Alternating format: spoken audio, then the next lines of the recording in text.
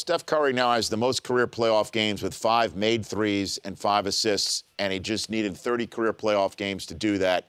It took Kobe 220 career playoff games. And a heck of a lot more threes, Rich. I know. So the question, how good is this kid, Brent? How good is he? You know, it seems just like lightning in a bottle. It's just not to take anything away from Steph Curry and his ability. His ascent has been like a rocket launch. You know, no pun intended.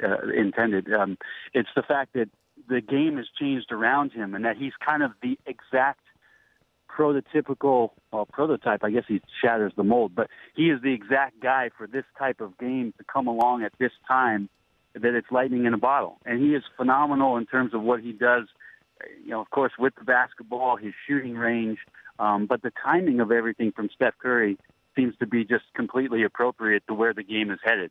He's had an incredible season. He's having a great postseason. The Warriors are on a monumental run behind Steve Kerr and what he's been able to do with that roster. And it just feels like they can do no wrong at this point. So, and he's got a pretty cute daughter, too. And, you know, that's what a lot of people are talking about after that game last night as he brought his daughter to the podium. Do we like that? Do we like the kids at the press? I want to ask you that. I want to ask you about that, Brent, because clearly you're from an NBA family. Well, my dad would never let me go in there, Rich. Is that right? Rick would never bring you up on the podium? They dare let me go home, let alone get into the press room. What are you talking about, Brent? No, I'm kidding. I know.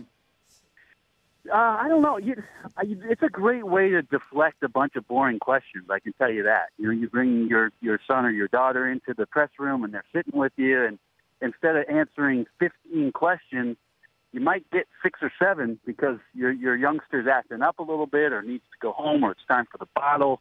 I don't know. I mean, these guys are human beings. They have lives. They have, you know, things going on, and if they want to they get enough questions in the locker room and things like that. If they want to bring their kids out for the press conference, if it's something they want to do, yeah, I'm all for it. I mean, it makes it way less boring. But it's not like he bricked up the night and the Warriors lost. I mean, he just right. So it's just I would probably have a problem with it if it's after a loss, Brent.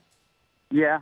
I think that's legitimate. Maybe the league. I mean, there'll be enough discussion on social media, I would guess, after Steph's daughter about how it is the league should handle this with regards to. And I get it, the seriousness of the event. It's playoff basketball.